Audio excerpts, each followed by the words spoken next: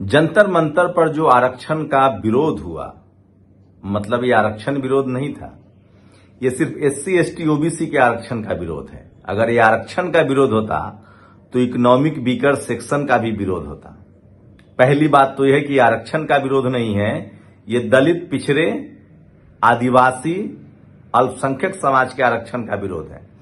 मैं आपको बता दूं कि आप अगर सिख धर्म को मानते हैं तो भी आप ओबीसी और एससी आरक्षण मिलता है उनको। आप हिंदू धर्म में हैं तो भी एससी एसटी ओबीसी हैं, आप बुद्धिस्ट हैं तो भी एससी एसटी ओबीसी हैं, आप मुस्लिम इस्लाम मानने वाले हैं तो भी ओबीसी में आते हैं और एसटी में भी आते हैं जम्मू कश्मीर में। तो एससी एसटी ओबीसी का किसी धर्म से कोई लेना देना नहीं है। इसमें सिख भी हैं, हिंदू भी हैं। लेकिन उससे भी बड़ा सवाल है, सोचिए कि जंतर मंतर पर आरक्षण का विरोध करने कोई मुसलमान नहीं उतरा, जबकि जनरल कैटेगरी के मुसलमान भी होते हैं। जो 90% मुस्लिम है वो ओबीसी में आते हैं। मुसलमानों में भी 10% जनरल कैटेगरी के, उन्होंने आरक्षण का विरोध नहीं किया। मैं फिर कह रहा हूं, आरक्षण का विरोध इस देश में वही जाति कर रहा है जो जाति जनगणना से डरता है। इस देश में सबसे ज्यादा ओवर रिप्रेजेंटेशन किस जाति का है?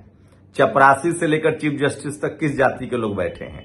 ज्यादा तकलीफ मत कीजिए। हाई कोर्ट और सुप्रीम कोर्ट में जजों की संख्या देख लीजिए, दूध का दूध और पानी का पानी हो जाएगा। मैं इसलिए कह रहा हूं कि इस देश को जातिवाद से खतरा है और एक ही जाति के लोग हैं जो इस देश में संविधान के प्रति आस्था नहीं रखते हैं और उसी ने इस देश के सिस्टम को चलाया है।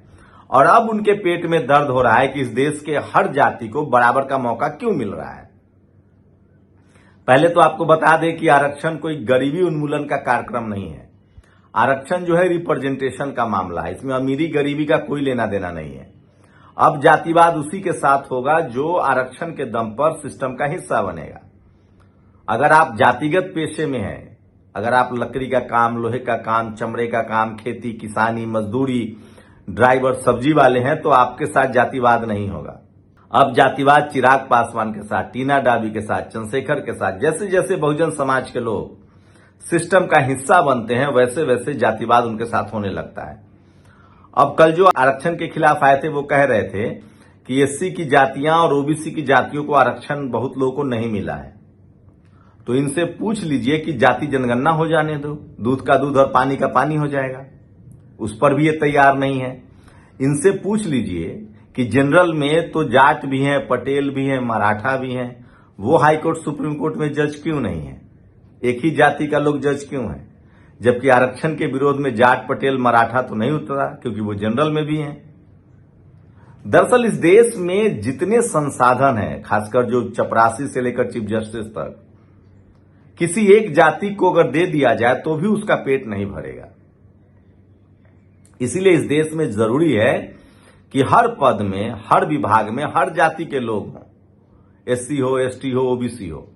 इनसे पूछिए कि इकोनॉमिक वीकर सेक्शन का जो रिजर्वेशन आया है 10%, जबकि जनरल की कुल आबादी ही 10% है या 15% मान लीजिए, कितने मुसलमानों को मिल रहा है जो अशरफ मुसलमान है?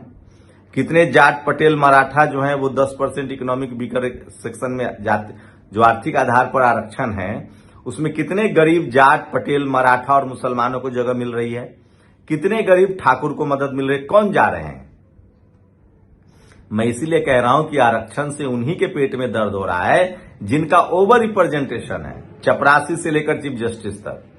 आप इस देश में सारे मुख्यमंत्रियों की जाति पता कीजिए, सारे प्रधानमंत्री की जाति पता कीजिए, अभी हाईकोर्ट सुप्रीम कोर्ट में जजों की जाति पता कीजिए, ब्यूरोक्रेसी में एसपी, डीएम, कैबिनेट सेक्रेटरी की जाति पता कीजिए, आपको दूध का दूध और पानी का पानी हो जाएगा। सीएजी किस जाति के लोग बने हैं ज्यादा? इनकम टैक्स के हेड कौन बने हैं? ईडी के हेड कौन बने हैं? सीबीआई के हेड कौन बने हैं?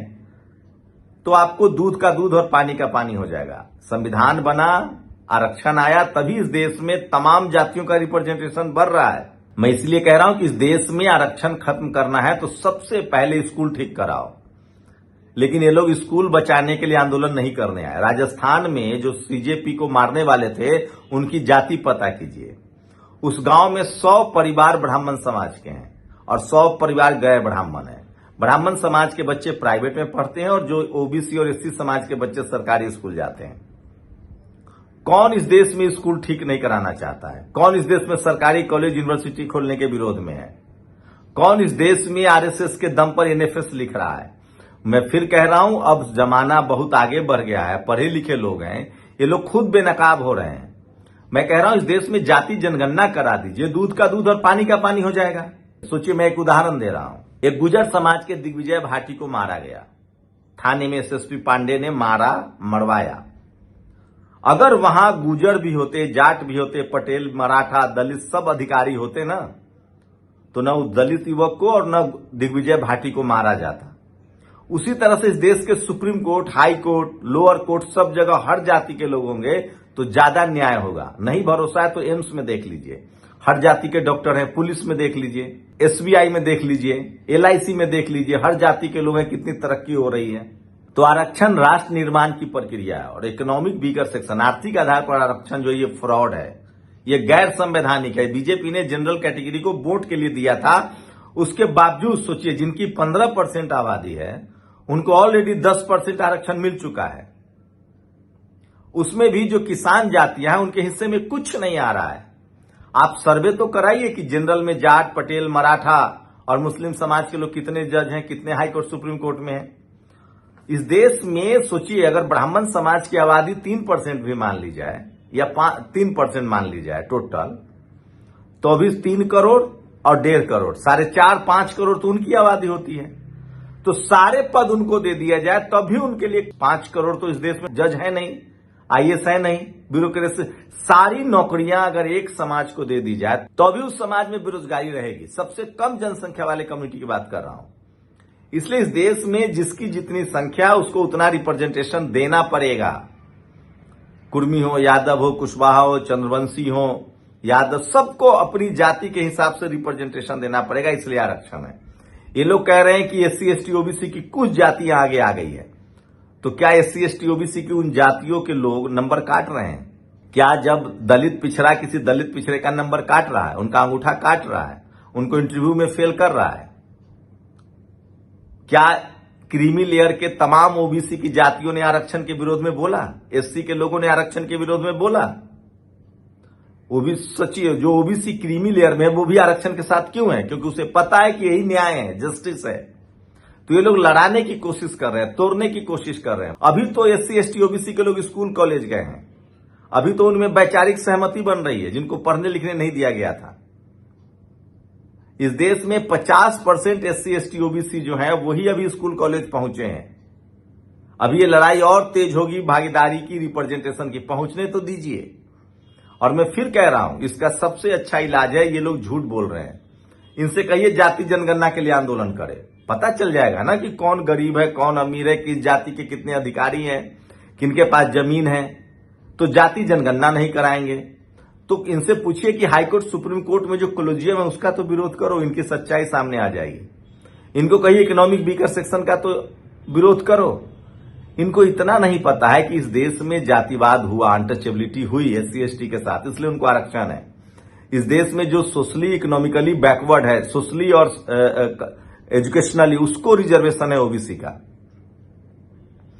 अब इतनी बात समझ में नहीं आया, मैं फिर कह रहा हूं, ये लोग जातिवादी सोच से ग्रसित हैं। ये चाहते हैं कि इन्हीं की थाली में सारा खाना रहे।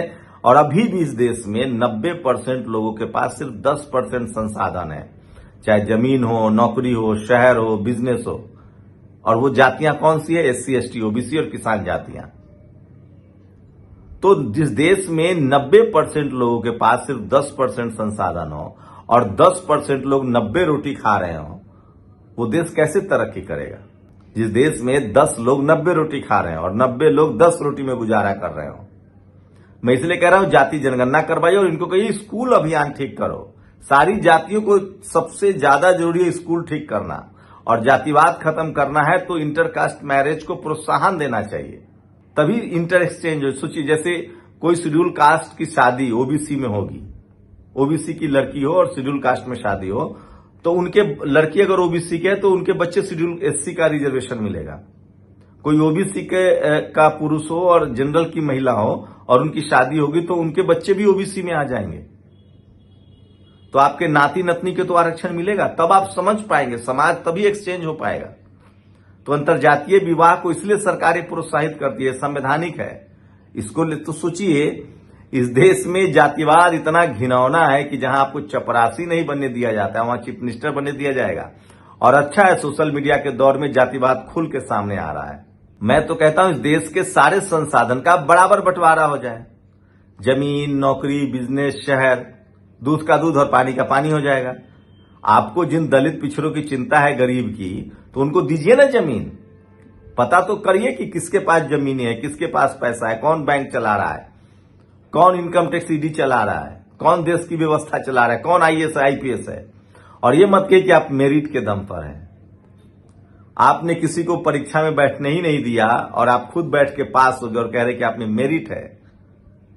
मेरिट होता तो सबके लिए स्कूल के दरवाजे ही नहीं बंद करते। और आज भी मेरिट होता तो आप जाति देखकर नंबर नहीं काटते। और आप जब जाति देखकर नंबर काटते हैं ना, आपके नस्लें, उस समय ये नहीं देखते कि क्रीमी लेयर वाला ओबीसी है कि रिजर्वेशन वाला ओबीसी है। क्रीमी लेयर वाला, समझिए आप इस बात को, आप सिर्फ एससी एसटी ओबीसी देखते हैं, उसमें धर्म भी नहीं देखते हैं। शुक्रिया। दस्तक की आपसे गुजारिश है कि अगर इसको बचाना चाहते हैं तो नेशनल दस्तक को सब्सक्राइब करने के लिए रेड कलर के सब्सक्राइब बटन को दबाएं, फिर बेल आइकन की घंटी दबाएं। नेशनल दस्तक को बचाने के लिए बहुत जरूरी है कि हर खबर को शेयर करें, लाइक करें, कमेंट जरूर करें।